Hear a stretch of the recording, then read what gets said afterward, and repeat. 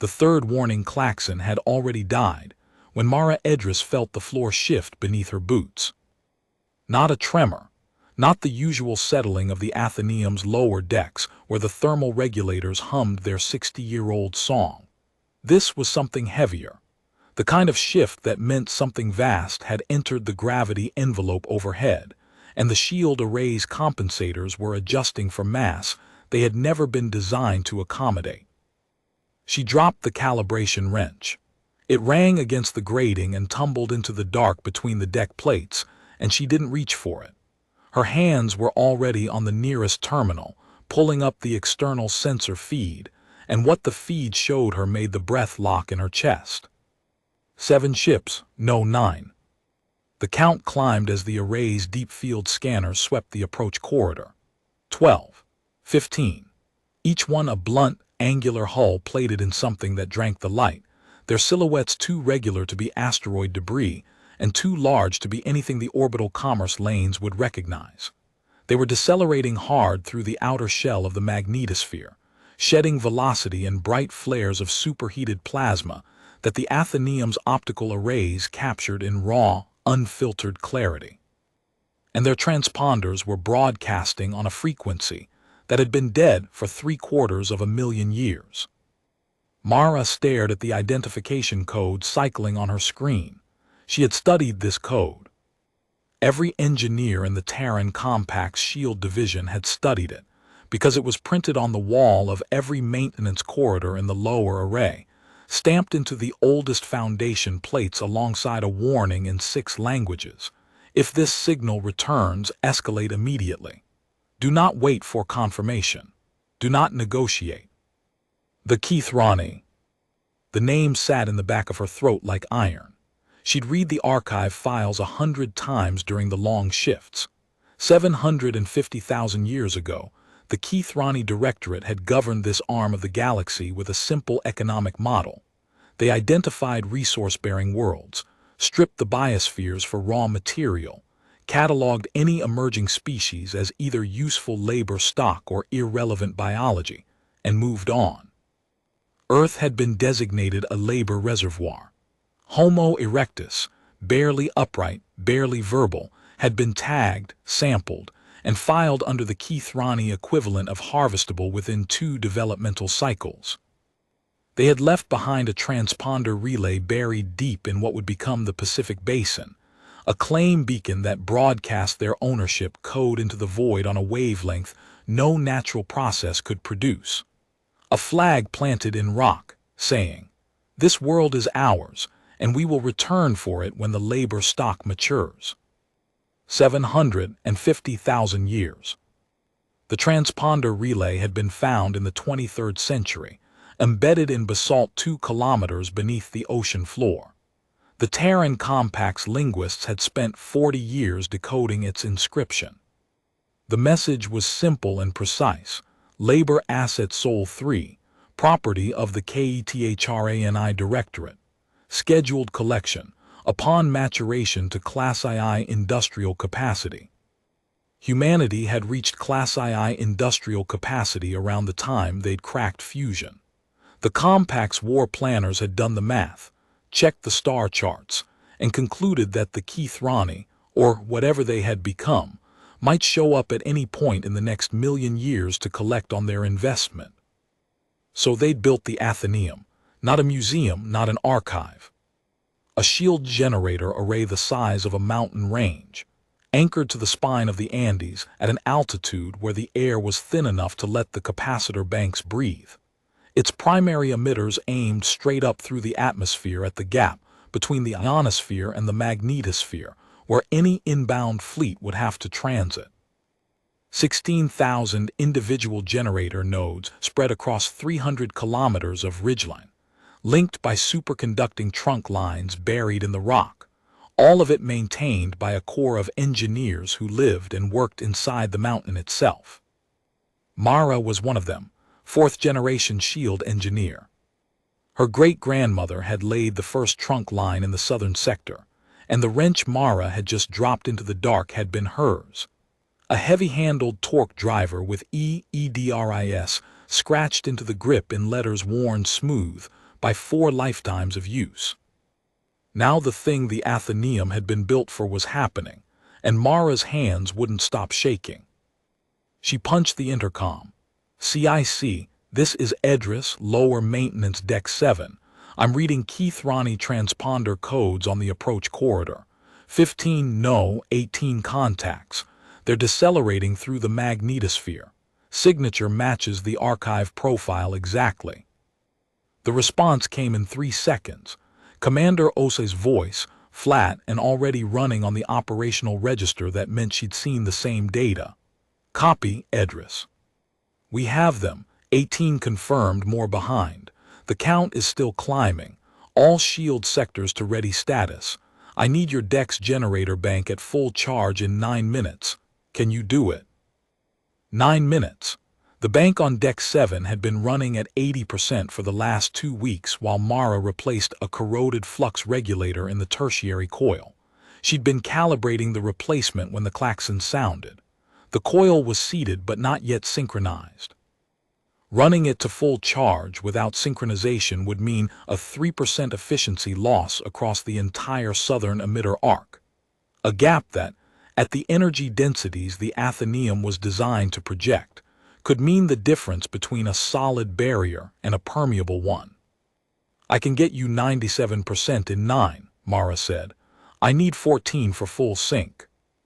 "You have 9, make it work. CIC out." The channel cut. Mara was already moving, pulling the access panel off the flux regulator housing and reaching for the synchronization interface. Her fingers found the contacts by memory. She could do this blindfolded. Had done it during the last live drill when the lights failed on Deck 6 and nobody had thought to bring a backup torch. The coil hummed as she fed it the alignment pulse. The harmonics were off.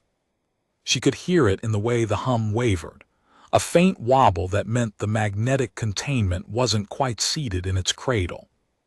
She had 9 minutes, 8 now. The secondary intercom chimed, the network feed from the other sectors coming alive. Mara heard fragments as she worked. Northern sector reporting green across all banks, the Pacific Ring's orbital platforms confirming power-up sequence. The Kamchatka spine's deep scan arrays detecting additional contacts emerging from behind Jupiter's mass shadow. The Kethrani had used Jupiter's gravity well to mask the true size of their fleet during approach, a trick that the archive files described as standard Kethrani operational doctrine. The fact that it had worked for approximately 7 minutes before the compact's deep-field scanners penetrated the masking signature was a measure of how far behind the Directorate's tactical thinking had fallen. Above her, through 200 meters of engineered rock and reinforced shielding, the Kethrani fleet was still coming. The sensor feed on her terminal updated in real time, and she watched the count climb while her hands worked. 22 ships, 26, 30.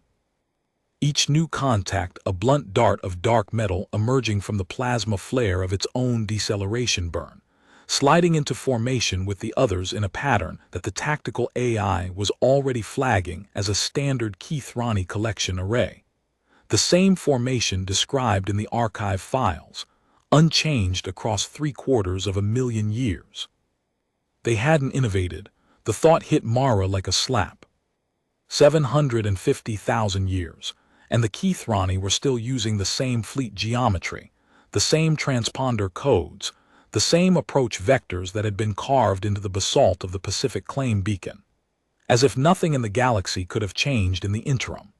As if the labor stock they'd tagged would still be here, upright and obedient, waiting to be loaded onto processing barges and shipped to whatever foundry world the Directorate operated. The arrogance of it made her jaw clench. She finished the first alignment pass and ran the diagnostic. 94% synchronization. Not good enough. She stripped the contact leads, cleaned them with the edge of her sleeve, reseated them, and ran the pulse again. The hum steadied. 96. Better. But the gap between 96 and 97 mattered at these energy densities. The shield's coherence depended on every node in the array hitting its mark within a 0.5% tolerance. And Bank 6 anchored the entire southern emitter arc. Mara's radio crackled. Tomas Arias' voice from Bank 5, 10 meters down the corridor. Edris, I'm at 98.6 on Bank 5. You need a hand on 6. Negative. I've got a thermal offset in the induction loop. Cryospray should clear it. Copy. Yell if you need a second set of hands. His voice was steady. Tomas was third generation, like Santos. His grandmother had been part of the original calibration team that first brought the southern sector online. He'd grown up listening to stories about the Athenaeum the way other children listen to stories about distant wars. Except that for the Arya family, the distant war wasn't in the past. It was in the future. It was now. 6 minutes. Mara pulled the backup diagnostic module from the rack above the housing, a handheld unit the size of a hardcover book. Its screen cracked from the time she dropped it during a seismic test 3 years ago, but still functional. She cross-referenced the synchronization readings against the backup module's independent sensors. The discrepancy was in the tertiary coil's induction loop, a thermal offset of 0.3 degrees, enough to throw the alignment by exactly the margin she was seeing. She grabbed the cryospray canister from her belt, standard kit for every Athenaeum engineer, because the coils ran hot and thermal drift was the most common cause of sync failure, and hit the induction loop with a 2-second burst. The temperature dropped. The hum steadied further. 97.1%, within tolerance. 5 minutes. On the feed, the Kethrani fleet had crossed the magnetosphere boundary. 34 ships. The lead elements were already inside the orbital shell, where the compact's heavy platforms maintained their patrol tracks. Mara could see the platform indicators on the overlay, the Iberian Array, the Kamchatka Spine, the Great Crescent of the Pacific Ring, the twin nodes of the Saharan Grid, all of them shifting from standby amber to operational green as their crews brought weapons systems online. 800 years of orbital infrastructure waking up in sequence, platform after platform, each one a node in a defensive architecture that spanned the entire planet. The overlay counted them as they came online: 46 major platforms, 211 minor stations, 16,000 ground-based emitter nodes in the Athenaeum alone. A web of overlapping capabilities that the compact's strategists had designed with one principle: no single point of failure. If the Athenaeum fell, the orbital platforms could project a partial shield. If the platforms fell, the warships carried their own emitter arrays. If the warships fell, but nobody in the compact's war planning division believed all 3 layers could fall simultaneously. The math didn't support it. The engineering didn't support it. 750,000 years of preparation had made the math very clear. But the Athenaeum's shield was the first line. The platforms were the hammer. The shield was the wall that would hold the Kethrani in place long enough for the hammer to fall. She sealed the housing, locked the access panel, and hit the ready confirmation on her terminal. Deck 7, Southern Sector, Generator Bank 6, 97.4% sync. Ready for ignition sequence. Copy Deck 7, you're green. Commander Osai's voice came through the corridor speakers now, broadcasting to the entire array. All sectors, this is CIC. Kethrani Directorate Fleet, 36 contacts and climbing, has entered the inner orbital shell. They have not responded to hailing on any of the 17 frequencies we've attempted. They are broadcasting standard Kethrani collection protocols on all of their frequencies: species designation, labor classification, compliance instructions. They expect us to comply. We will not. Shield ignition in 4 minutes. All generator banks confirmed green across all sectors. This is the moment we built for. The compliance instructions. Mara had read those too in the archive translations. The Kethrani collection protocol was precise. The labor species would receive a broadcast explaining their designation, their obligations, and the loading procedures. Compliance was expected. Non-compliance was addressed by the reduction of the non-compliant population to a level that would motivate the remainder. Reduction, the word they used. Not punishment, not war. Reduction, like trimming a hedge. The archive files estimated that the Kethrani had applied the reduction protocol to over 400 worlds during the peak of their expansion, each time trimming the non-compliant population by 60 to 80%, then collecting the cowed survivors. The files included the names of those worlds when they could be recovered. A list that ran to 47 pages in the compact standard formatting. 400 worlds, billions of lives, all classified as labor stock.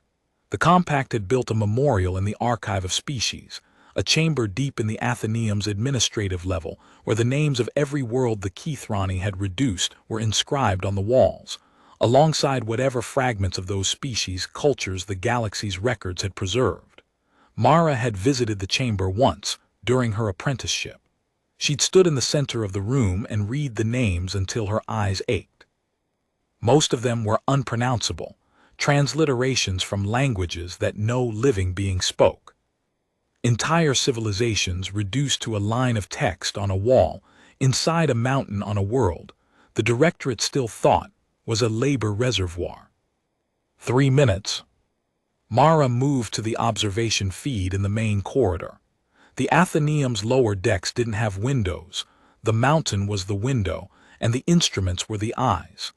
But the main corridor had a holoprojection strip that rendered the external view in real time, and as she stepped into the corridor, she saw it. The sky over the Andes, rendered in the cold clarity of the Athenaeum's optical suite, was full of ships. The Kethrani fleet had spread into its collection array, a vast circular formation centered on the equator, each ship occupying a precise grid position as if they were laying a net over the planet. 41 ships now. Their hulls were the color of old iron, pitted and scarred by the journey through interstellar dust, and they moved with the methodical patience of machines that had done this 1,000 times before. Below them and all around them, Earth was visible. Not the Earth the Kethrani had left, not the thin-aired rock with its scattered hominids grubbing in the savannah. This Earth, the one Mara had been born on, the one her great-grandmother had helped armor, blazed with light. The megacities of the equatorial belt were visible as continuous bands of luminescence stretching from horizon to horizon, their skylines rising in tiers of silver and white that caught the late afternoon sun and threw it back in sheets of reflected gold. Transit arcs swept between the tiers like threads of light. The engineered river systems that fed the agricultural zones glinted in precise geometric patterns across the continents. And above the cities, hanging in the upper atmosphere like patient sentinels, the warships of the Terran Compact's home fleet held their stations, 12 vessels, each one a dark angular hull 4 kilometers from bow to stern, bristling with emitter arrays and point defense clusters, their running lights steady against the deepening blue of the sky. The Kethrani ships were each perhaps 800 meters long. The smallest compact warship in the formation was 5 times that. Mara watched the collection array settle into position. The Kethrani were ignoring the warships, ignoring the cities, ignoring the defense platforms that were tracking them from every orbital position. They were broadcasting their compliance instructions on repeat, patiently, as if they genuinely expected an answer, as if they genuinely believed the labor stock would kneel. 2 minutes. Commander Osai's voice again. All sectors, final status. The Kethrani have completed their collection formation. They are broadcasting standard harvest protocol. They have made no hostile moves. They have not acknowledged our warships, our platforms, or our hails. They appear to believe we are the species they catalogued 750,000 years ago. A pause. Then quieter, with the weight of someone who had trained for this moment her entire career, and now found it heavier than she'd imagined. They are wrong. Shield ignition in 90 seconds. All banks confirmed green. The shield will establish a full-spectrum containment envelope at orbital altitude. No Kethrani vessel will be permitted to descend below the envelope. No Kethrani vessel will be permitted to leave the envelope until the compact has delivered its response. This is not a negotiation. This is a correction. A correction. Mara felt the word settle into her chest. Not a war. Not a battle. A correction, the precise, measured, overwhelming response of a species that had spent 750,000 years preparing for exactly this scenario and felt no need to raise its voice. She moved back to her station and pulled up the shield ignition sequence on her terminal. The countdown was running in the corner of every screen on the deck, a simple number, ticking down. The other engineers on the deck were at their stations too. Mara could see Tomas Arya at Bank 5, his face lit by the green glow of his terminal, his hands steady on the console. Priya Dasgupta at the trunk line junction, monitoring the superconducting feeds that would carry the ignition pulse from the CIC to every node in the array simultaneously. Old Bennett Cray at the emergency breakers, his hand resting on the manual override lever, his eyes fixed on the countdown. And further down the corridor, half visible through the dim red emergency lighting, the silhouettes of the night shift crew who'd come in early when the klaxon sounded, Santos, Kepler, Ndii, all of them in rumpled fatigues, all of them at their posts. Nobody had been called. They'd simply come. That was what 4 generations of service did. It wrote the response into the bone. When the klaxon sounded, you went to your station. When the mountain needed you, you came. It wasn't heroism. It wasn't duty in the abstract, patriotic sense. It was maintenance. The most fundamental kind. You maintained your presence at the place where the work was because the work didn't wait for schedules. Mara saw Ndii settle into the auxiliary monitoring station and pull up the shield's thermal profile without a word. She saw Kepler run a quick status check on the emergency ventilation system, because if the coils ran hot during sustained output, the lower decks would need active cooling, and Kepler's grandmother had been the one who designed the cooling manifolds. She saw Santos double-checking the backup power feeds to the communication suite, because if the main bus failed, the Athenaeum needed to maintain its connection to CIC, and Santos knew every junction in the backup line by serial number. Each of them at their post. Each of them doing the work they'd been trained to do by people who'd been trained by people who'd been trained by the first generation. The ones who'd read the archive translation and said, "We will build the answer." 60 seconds. On the holoprojection, one of the Kethrani ships, the largest, positioned at the center of the collection array, began to move. It descended slowly, majestically toward the atmosphere. The compliance broadcast shifted frequency, and the Athenaeum's communication suite translated it in real time. The text scrolled across Mara's screen. Attention, Labor Asset Sol 3. Collection vessel approaching designated compliance zone. Prepare loading facilities. Present population inventory. And when compliance will result in reduction to sustainable levels. This is your first and final instruction. Mara read it twice. The language hadn't changed in 750,000 years. The same cold, administrative tone. The same assumption that the thing on the other end of the signal was property, livestock that had been left to fatten and was now due for the slaughterhouse. 40 seconds. The collection vessel was entering the upper atmosphere. Its hull glowed faintly as atmospheric friction heated the outermost plating, and a trail of superheated air streamed behind it like a banner.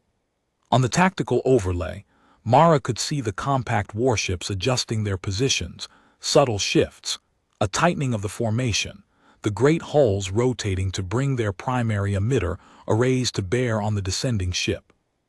But they didn't fire. The shield came first. The shield was the statement. 30 seconds. Mara's hands were on the terminal, not because she needed to do anything. The ignition sequence was automated, slave to the CIC's master clock, but because she needed to feel connected to the machine. This was her work, her family's work. 4 generations of Edris engineers had maintained this array, kept its coils aligned, replaced its corroded components, calibrated its emitters, and done it all in the knowledge that the thing they were building might never be needed. that they might live and die in the mountain, generation after generation, maintaining a weapon that would never fire, standing watch against a threat that might never arrive. But the threat had arrived, and the weapon was ready. 20 seconds. The collection vessel was 300 kilometers above the surface now, descending through the ionosphere. On the Athenaeum's seismic monitors, Mara could feel the vibration of its passage, a deep, subsonic thrum that resonated through the mountain like a struck bell. The overhead lights flickered once as the vibration passed through the power grid, and somewhere on the deck below, something metallic fell and rang against the floor. 10 seconds. Mara closed her eyes. She thought of her great-grandmother, Eleni Edris, who had laid the first trunk line in the southern sector with her own hands, driving the superconducting cable into the rock with a pneumatic hammer while the wind tore at her safety line. Eleni had never seen a Kethrani ship, had never expected to. She'd built her portion of the array because the compact had asked her to, because the archive translation said the threat was real, and because she believed that the work of preparing, even if the preparation outlasted you, was the most dignified thing a human being could do. 5 seconds. The countdown reached 0. The Athenaeum ignited. The mountain rang. That was the only way to describe it. The Andes themselves became a bell, struck by the simultaneous discharge of 16,000 generator nodes, and the sound, not a sound really, but a vibration that occupied every frequency from subsonic to the edge of hearing, passed through the rock and the reinforced shielding and the deck plating and through Mara's boots and up through her spine, and settled in her teeth.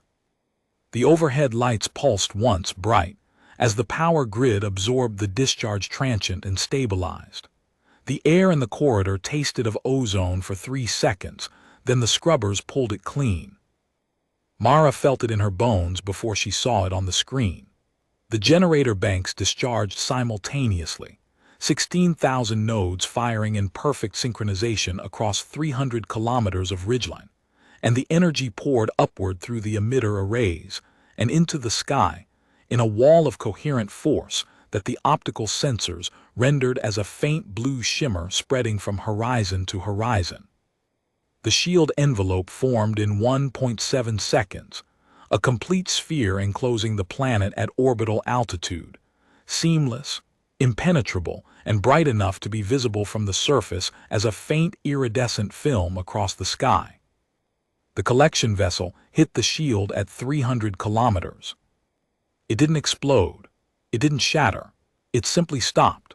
The shield absorbed its momentum, converted the kinetic energy to heat, and radiated it outward in a brief flare of white light that the Athenaeum sensors logged at 4.2 terajoules. The vessel hung against the barrier like an insect on glass, its engines still firing downward, its hull groaning with the stress of its own arrested descent. Mara could see the stress readings on the Kethrani hull. The Athenaeum's deep scan suite was painting the vessel in real time, mapping every structural member, every weld joint, every plate seam. The ship was old. Its hull showed microfractures along the ventral spine, fatigue patterns consistent with centuries of service without dry dock rotation. They'd come a long way in a ship that was tired. On every frequency, the Kethrani compliance broadcast went silent. For 11 seconds, nothing happened. The collection vessel hung against the shield. The rest of the fleet held position. The compact warships waited. Mara counted the seconds on her terminal clock, each one a discrete unit of silence that felt longer than the 9 minutes she'd spent synchronizing the coil. Then the Kethrani fleet began to react. It started with the outermost ships, a ripple of movement as they broke formation, and angled their hulls toward the shield envelope, scanning it, probing it with energy pulses that the Athenaeum sensors registered as targeting sweeps. Mara watched the data cascade down her screen. The Kethrani were trying to map the shield's frequency spectrum, looking for a resonance they could exploit, a harmonic weakness they could crack. They wouldn't find one. The Athenaeum's shield operated on a rotating frequency, Array 740 discrete bands cycling at random intervals. A defensive architecture that the compact's theoretical physicists had spent 2 centuries designing specifically to defeat the kind of brute force spectral analysis that the Kethrani archive files described as their primary countermeasure. The first probe came back null, then the second, then the 5th, the 10th, the 20th, each one a different frequency, each one absorbed or reflected by the cycling bands, each one returning nothing the Kethrani could use. Mara watched the probe data accumulate on her screen and felt the grim satisfaction of an engineer watching a system perform to specification. The compact had read their playbook, had studied their methods, had built the counter to the counter to the counter, and then built 3 more layers behind it, because 750,000 years was a long time, and the engineers who designed the system had assumed the Kethrani might have innovated. They hadn't. Their scanning protocols were identical to the ones described in the archive. On the tactical overlay, the Kethrani fleet's formation was dissolving, ships peeling away from their grid positions, clustering near the trapped collection vessel, their movements growing more erratic as the scanning data came back empty. One ship, a smaller vessel near the formation's trailing edge, fired its engines in a burst that took it directly at the shield envelope at full acceleration. It struck the barrier at a velocity the Athenaeum's sensors logged at 11 kilometers per second. The shield absorbed the kinetic energy without fluctuation. The ship bounced. There was no other word for it, its hull ringing with transferred momentum, tumbling backward into the formation trailing atmosphere it had scooped up on impact. Shield integrity, 99.99%. The impact hadn't even registered as a load event. Priya's voice from the junction, flat and professional. Trunk line throughput is nominal. No thermal drift. The southern sector is holding clean. That impact didn't even pulse the feeds. Commander Osai's voice came through the array speakers. Shield is holding at full integrity. All sectors nominal. The Kethrani are probing standard spectral sweeps, no adaptive patterns detected. One vessel attempted physical breach at speed. The shield didn't notice. Their counter-shield doctrine has not evolved. Repeat, their doctrine has not evolved. A murmur ran through the corridor. Mara heard it from the other engineers, not triumph, not celebration, but something quieter, recognition. The recognition that the thing they had prepared for, the thing their families had spent generations building toward, was exactly what the architects had predicted. The Kethrani had not grown, had not changed, had not imagined that the labor stock might have become something else in the time they'd been away. And now they were trapped inside a shield they couldn't break, surrounded by a fleet they'd refused to acknowledge, orbiting a planet that had spent 750,000 years becoming something they couldn't comprehend. On the holoprojection, the collection vessel was still pressed against the shield. Its engines had throttled down. The crew had apparently realized that they couldn't push through. A new broadcast began, cycling through frequencies the Athenaeum's communication suite hadn't heard before. The translation AI took 40 seconds to parse it. The text appeared on Mara's screen. Unrecognized barrier detected. Labor Asset Sol 3 has deployed unauthorized defensive infrastructure.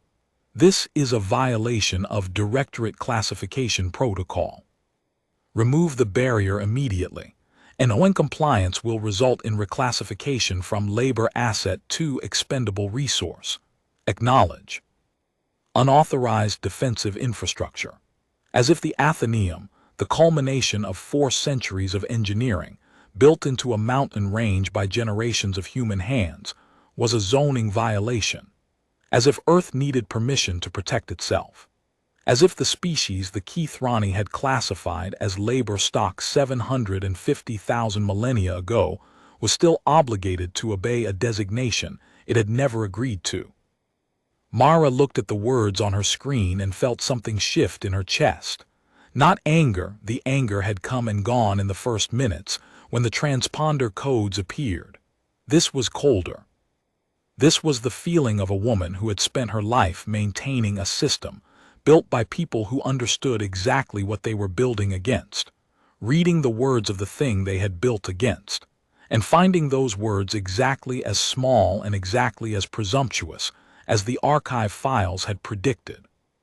Commander Osai's response was not broadcast on the Kethrani frequencies. It was broadcast internally to the Athenaeum and the Compact's military network. All stations be advised. The Kethrani have demanded we lower the shield. They are threatening to reclassify Earth from labor asset to expendable resource, which their archive doctrine defines as authorization for planetary bombardment. We anticipated this escalation. Phase 2 is authorized. Home fleet, you have weapons free on my mark. Athenaeum, maintain shield integrity. The shield stays up until I say otherwise. Phase 2. Mara had read the contingency files. Phase 1 was the shield, containment, demonstration, the quiet statement that Earth was not what the Kethrani expected. Phase 2 was the answer to the inevitable escalation. When the Kethrani threatened force, the Compact would show them what force meant. On the tactical overlay, the 12 warships of the home fleet were moving.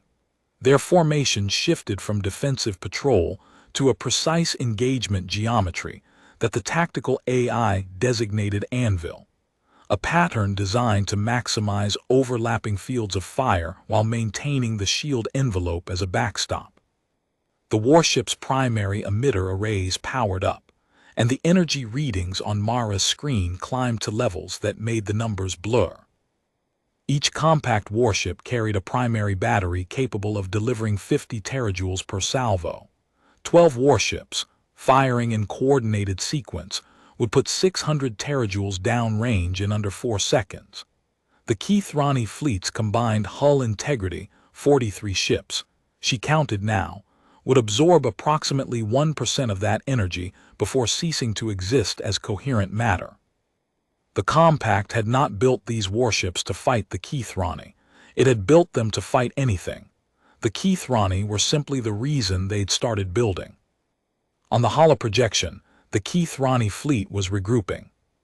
The collection vessel had pulled back from the shield, its engines firing in short, panicked bursts, and the rest of the fleet was contracting around it, a defensive cluster that the tactical AI immediately flagged as a standard Kethrani bombardment formation.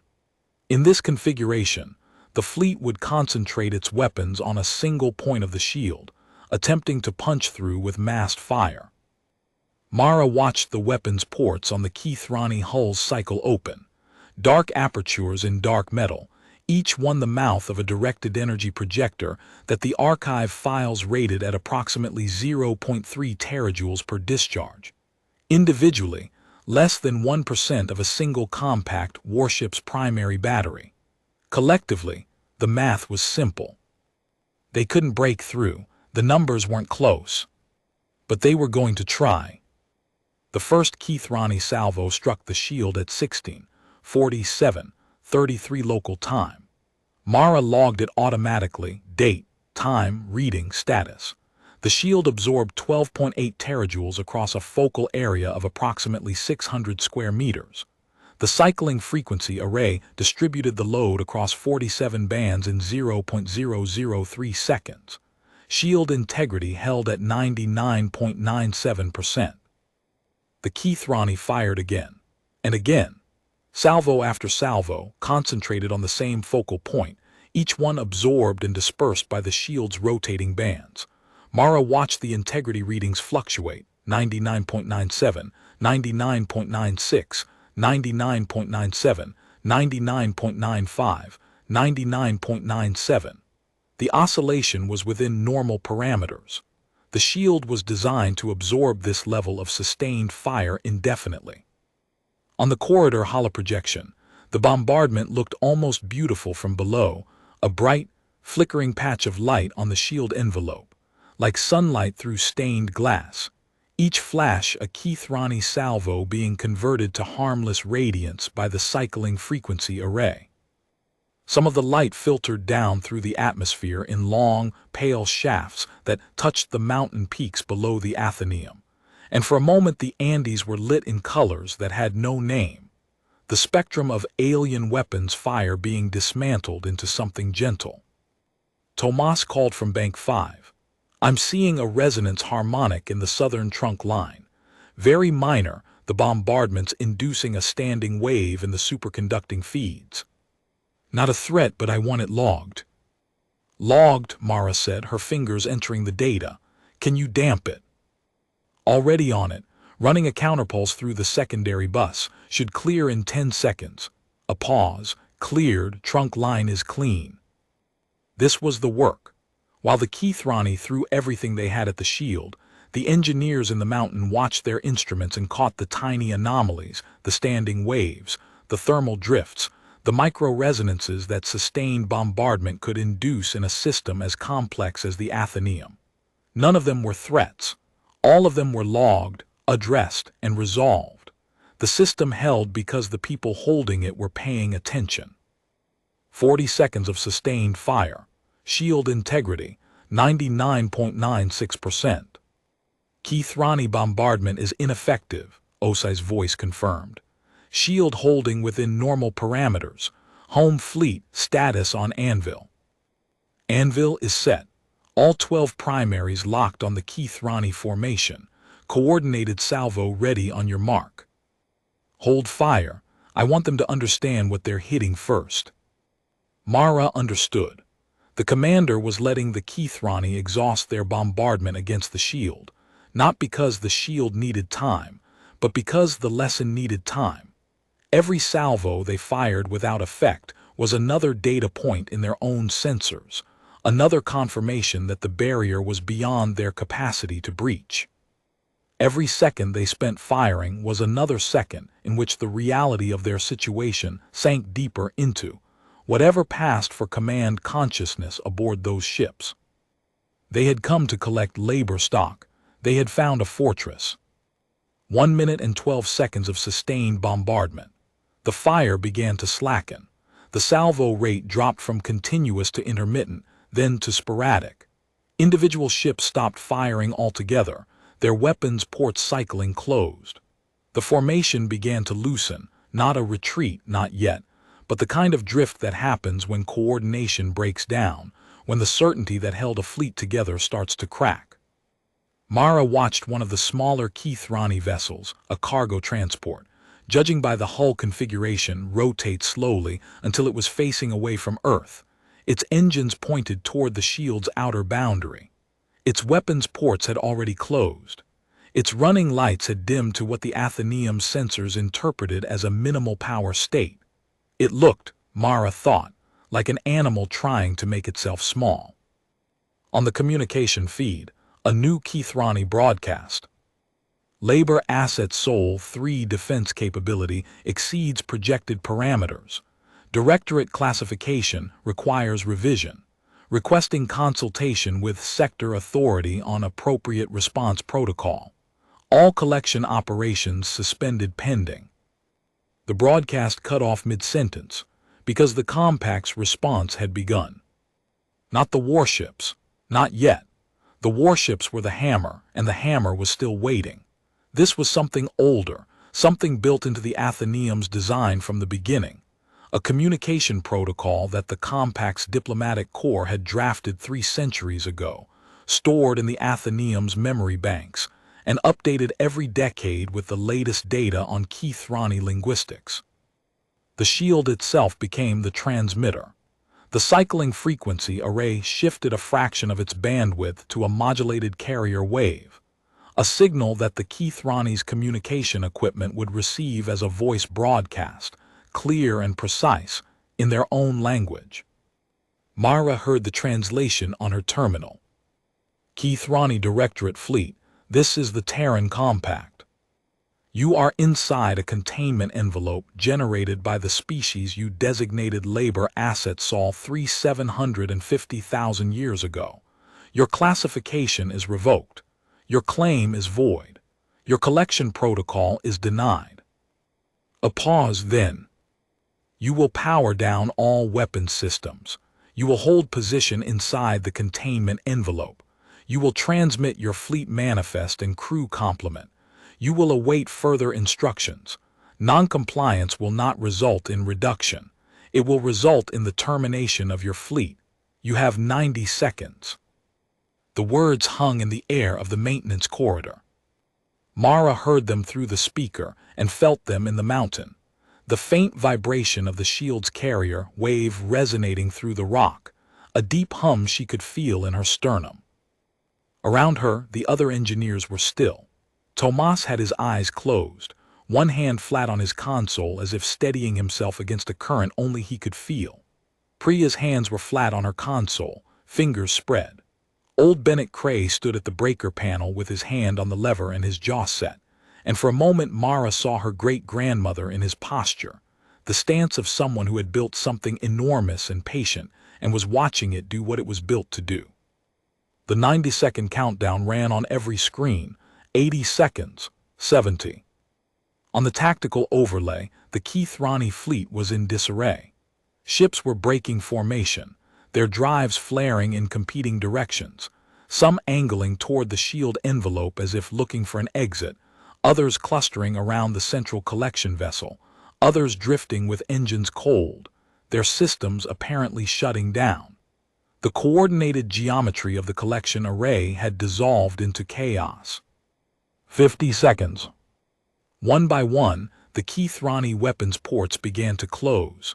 The energy readings dropped, first the outermost ships, then the middle ring, then the inner cluster around the collection vessel. Directed energy projectors cycling down, targeting systems going to standby, hull after hull going dark on the weapons spectrum. 30 seconds.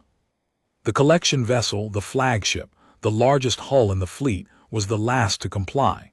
Its weapons ports closed at the 22-second mark. Its targeting systems went dark at 18.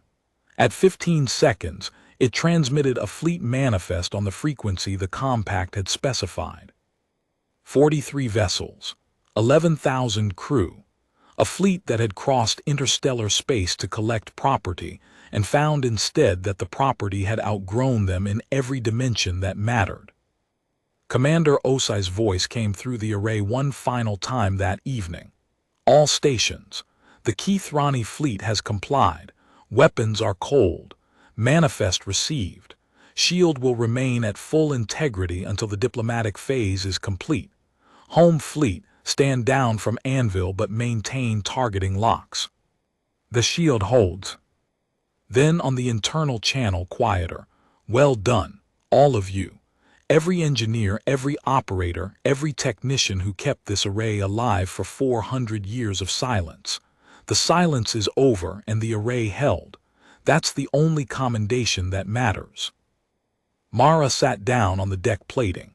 Her legs wouldn't hold her anymore, and she didn't fight it.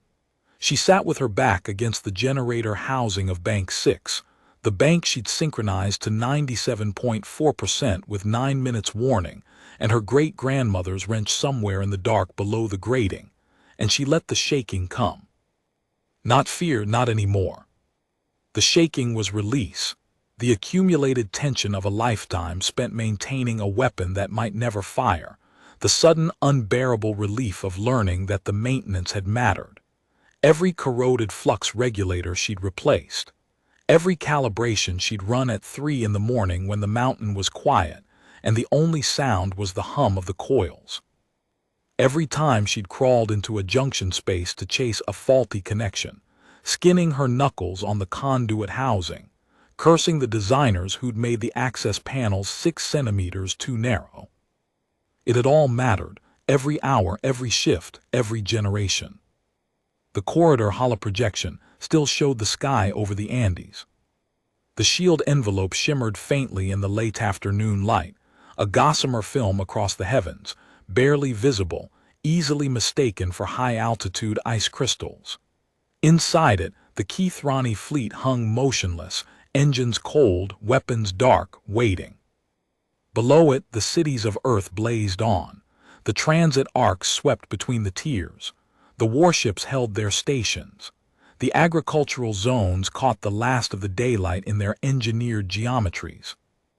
And in the mountain, in the lower decks of the Athenaeum, the engineers sat at their stations and watched the readings hold. Tomas brought her water at some point, and she drank it without tasting it. Priya reported that the trunk line junction was running at full capacity, no anomalies, and Mara nodded without looking up. Bennett Cray took his hand off the breaker lever for the first time in 20 minutes and flexed his fingers, and the cracking of his knuckles was the loudest sound on the deck. The quiet was different now. Before the ignition, the Athenaeum's quiet had been the hush of potential energy, the loaded spring, the held breath. Now it was the quiet that comes after the spring has released, after the breath has been let out. The coils still hummed. The terminals still displayed their readings. The holoprojection still showed the Kethrani fleet hanging motionless inside the containment envelope. But the tension had changed its character. It was no longer the tension of will this work. It was the quieter, steadier tension of what comes next. Mara ran a diagnostic on Bank 6. Everything was nominal. The tertiary coil was holding its synchronization at 97.4%. She could improve that now, during the sustained output phase, by running a slow 12-cycle calibration that would nudge the alignment up over the next several hours. She started the cycle. The coil's hum shifted by a fraction of a tone, settling deeper, steadier. By morning it would be at 99%. By the end of the week, 100. That was the work. You did it during the quiet. You did it during the crisis. You did it because the coils didn't know the difference between peacetime and wartime. They just needed to be calibrated, and the calibration needed hands. Santos wandered over from the auxiliary station, his shift uniform still buttoned wrong from dressing in the dark. He crouched beside Mara and looked at the holoprojection. "My grandfather told me this would happen," he said. "Not specifically. He just said the mountain will do its job. He said it the way you'd say the sun will rise. Like it wasn't faith. It was just maintenance." Mara looked at him. Santos was third generation like most of them. His grandfather had been a trunkline specialist in the northern sector. "He was right," she said. "He was always right about the mountain." Santos stood up, stretched, and walked back to his station. The diplomatic phase began 12 hours later, and it moved with the same meticulous patience that had characterized every other aspect of the compact's preparation. The Athenaeum's communication suite maintained the carrier wave through the shield, and the compact's diplomatic corps, linguists, xenopsychologists, and treaty specialists who had trained for this specific scenario their entire careers, began the work of explaining to the Kethrani Directorate exactly what had changed in 750,000 years. Mara monitored the shield through every session. Her shifts ran 12 hours, but she found herself staying 14, 16, because leaving the mountain felt wrong when the shield was active and the Kethrani were still inside the envelope. The other engineers were the same. The mountain didn't empty during the off shifts. It just quieted. People slept in the corridor alcoves, ate at their stations, ran diagnostics in their sleep patterns. The Kethrani negotiators, when they finally began to negotiate rather than demand, were methodical and formal and profoundly shaken. The diplomatic feed scrolled across Mara's secondary screen while she ran post-ignition diagnostics, and she read the translations with the same attention she gave her equipment readings. The Kethrani spoke in administrative categories: asset, resource, classification, protocol. They had no vocabulary for what had happened. Their language had words for non-compliant labor stock, and words for expendable resources, and words for authorized bombardment, but no words for a species that had grown past the classification system entirely. Their fleet manifest, now fully translated, revealed that the 43 ships carried no ground forces, no occupation troops, no administrative personnel, only collection crews, logistics specialists, cargo handlers, and transport operators designed to manage a compliant labor population. The fleet's weapons were defensive, scaled for piracy suppression, not planetary assault. The Kethrani had brought a moving van to a fortress. And they had brought it with the absolute certainty that the moving van was all they'd need. That was the part Mara kept turning over during the long shifts. Not arrogance in the sense of ego, though that was part of it, but the deeper structural certainty of a system that had classified the galaxy into categories and then stopped looking. Labor asset, expendable resource, compliant species, non-compliant species. The categories were the reality, and reality was not expected to revise the categories. But reality had revised them. On the 7th day of negotiations, the Kethrani transmitted something new. Not a demand, not a protocol citation. A question, translated by the Athenaeum's linguistic AI with a confidence rating of 94%. How did you build this? Mara stared at the words on her screen. In 750,000 years of recorded Kethrani communication, every archive inscription, every transponder log, every recovered signal fragment, the Compact's linguists had never found the Kethrani asking a question. Statements, designations, commands, threats. Never a question. Their language didn't structure uncertainty that way.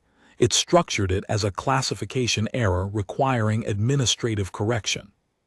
But this was a question, genuine, confused.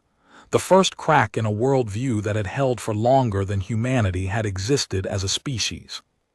Commander Os authorized the diplomatic corps to answer.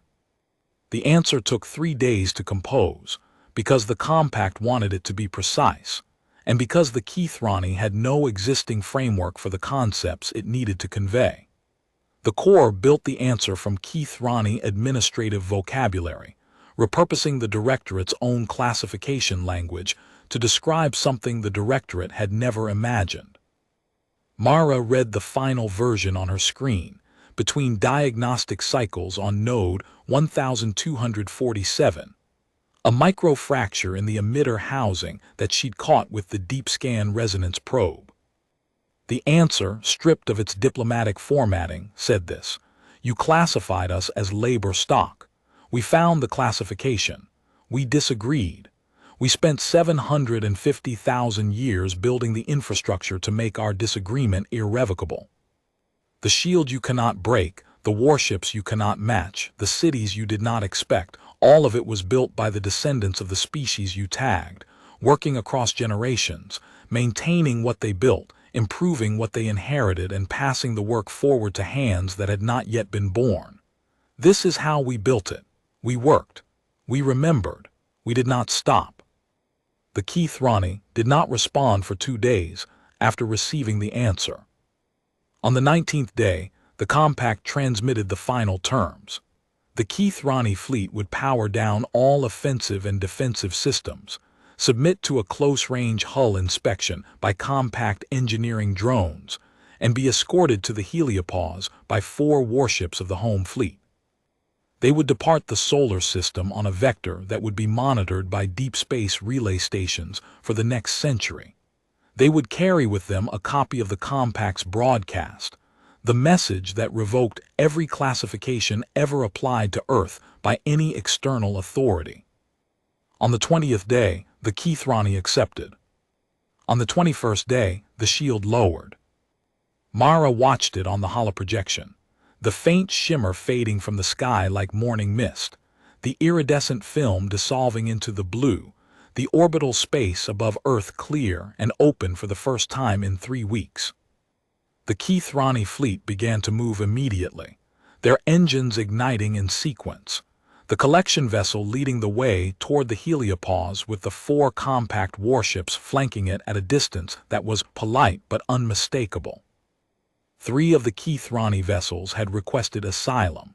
Their crews, a few hundred individuals who had decided that the Directorate's future was less promising than Sol 3's present, had transmitted formal requests to remain. The Compact's diplomatic corps was processing those requests. Mara suspected they would be granted. The Compact understood that the crews who'd asked to stay were not the species that had written the classification. They were descendants, as far removed from the original Directorate as Mara was from the hominids the Kethrani had sampled on the savannah. They were people who had looked at what Earth had become and understood that the galaxy had changed, even if the Directorate hadn't. The departure was not dramatic. Mara had expected, or perhaps half-hoped, for some final gesture from the Kethrani, a last broadcast, a formal acknowledgement, something that matched the weight of the moment.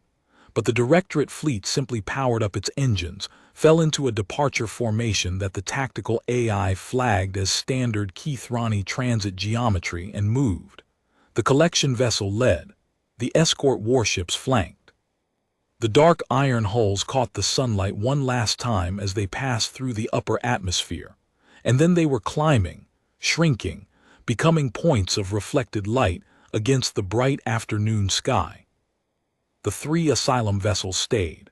They hung in orbit at the positions the compact had designated, engines cold, waiting. Their crews had transmitted personal identification data, names, specializations, years of service. Mara had glanced at the translation. Many of them were young. Many of them had been born during the transit, had never known any world other than the interior of a Kethrani ship. They had grown up inside a classification system and were now asking to step outside of it. Mara wondered what they saw when they looked at Earth from their viewports. Not the labor reservoir their records described. Not the primitive world their training had prepared them for. Something else entirely. A world that had taken the designation imposed upon it and turned it into fuel, building and building and building until the designation didn't fit anymore, until the category broke under the weight of what it tried to contain. She wondered if they understood that the Athenaeum had been built for them, not to destroy them, but to demonstrate to them that their arrival had been anticipated, prepared for, and answered. That the answer had been ready for centuries before they came. That the patience was the point. Mara returned to her maintenance schedule. Node 1247 was fully repaired. The drone had sealed the microfracture, and the post-repair diagnostics showed the emitter housing back at full rated integrity. Bank 6 was running at 99.2% after she'd used the quiet hours of the diplomatic phase to finish the 12-cycle calibration she'd started before the klaxons. The tertiary coil was fully synchronized now, its hum steady and clean, the wavering gone. The wrench was in her tool belt. She'd fished it out of the grating the morning after the ignition, reaching down between the deck plates the way she'd done 100 times before, her fingers finding the familiar weight of the heavy-handled torque driver with EEDRIS scratched into the grip. She'd wiped the dust off the handle and put it back where it belonged. She walked the lower maintenance deck one last time before logging off, checking the access panels, running her palm along the conduit housings, listening to the hum of the coils. The sound had changed. Not the pitch, not the frequency, but the quality. Before the Kethrani, the hum had been potential, the sound of a system waiting. Now it was the sound of a system that had performed, that had done what it was built to do, and was settling back into readiness for whatever came next. She found Tomas at the corridor junction, leaning against the wall with a ration pack he hadn't opened. He looked at her with eyes that held the same feeling she'd been carrying, not triumph, not satisfaction, but the quiet, complicated weight of people who had built something enormous and watched it work. Node 1247 is sealed, Mara said. Bank 6 is at 99.2. Southern sector is clean. Tomas nodded. Bank 4 had a thermal anomaly, cleared it on 3rd cycle. They stood in the corridor together, not speaking, while the holoprojection showed the sky over the Andes, clear now, the shield down. The Kethrani fleet a cluster of diminishing points near the orbit of Mars, the 4 warships flanking them like escorts at a state funeral. After a while, Mara said, "My great-grandmother used to say the Athenaeum was the longest argument humanity ever made." Argument against what? Against the idea that we were what someone else decided we were. Tomas looked at her for a long moment. Then he opened his ration pack and offered her half. They ate in the corridor, sitting on the deck plating, their backs against the rock wall of the mountain. The hum of 16,000 nodes surrounded them, steady, patient, settling into the rhythm of a system that would be maintained and calibrated and repaired, and kept ready for as long as there were hands to do the work. Somewhere out past the heliopause, the Kethrani fleet carried with it the compact's broadcast, a message transmitted on every frequency they used, sent outward at the speed of light for anyone in the galaxy who was listening. Mara had read the draft in the archive 3 years before it was ever transmitted, filed alongside the contingency plans and the diplomatic protocols and the engineering specifications for the shield that her great-grandmother had helped build. To any species, faction, or authority that has classified Earth or its inhabitants as property, resource, labor stock, or expendable asset, your classification is revoked. Your claim is void. If you come to collect, you will find what the Kethrani found. We will be here. We have always been here. And we were ready before you arrived. Mara finished her ration, brushed the crumbs from her fatigues, and stood up. She pulled the wrench from her belt, the heavy-handled torque driver with EEDRIS worn into the grip, and turned it over in her hand. 4 generations, 400 years of maintenance, 750,000 years of becoming, if you counted all the way back to the hominids who had stood upright on a savanna and looked at the stars and wondered what was out there. She slid the wrench back into her belt and walked toward Deck 7. There was a sync cycle to finish on Bank 6, and the next shift started in 4 hours, and the coils wouldn't calibrate themselves. The mountain held, the array held, the work continued. And the only classification that mattered was the one you earned.